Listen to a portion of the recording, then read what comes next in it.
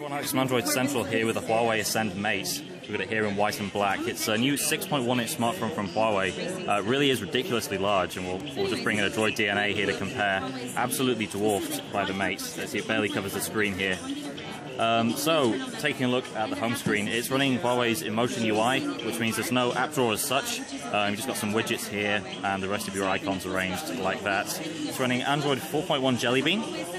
We scroll down, we can see some specs. We've got a custom Huawei quad-core CPU, 1.4 GHz, 2 gigs of RAM, 1.8 available after the OS is done with it. 720p display, so not 1080 unlike the D2. So we're running kind of a mix of a stock-ish looking Android with some very sort of iPhone-like curved elements on it. Performance-wise, it looks pretty decent. We don't have connectivity here, so we can't really show you the browser.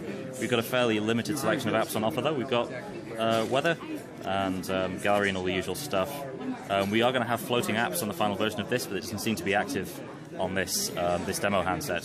So on-screen buttons here, which is always nice to see. Task switching, the way you'd usually use it on ICS or Jelly Bean. You can also get rid of these buttons by tapping this button, or make them reappear by going down there. So let's take a look at the white version, and this really is a very large handset, to the point where maybe you'd have difficulty using it with one hand. But what Huawei has done is you have, like on the Galaxy Note, this sort of one-handed keyboard. So the idea is if you're left or right-handed, the keyboard takes up a smaller portion of the screen, and it's also a similar thing, the dialer.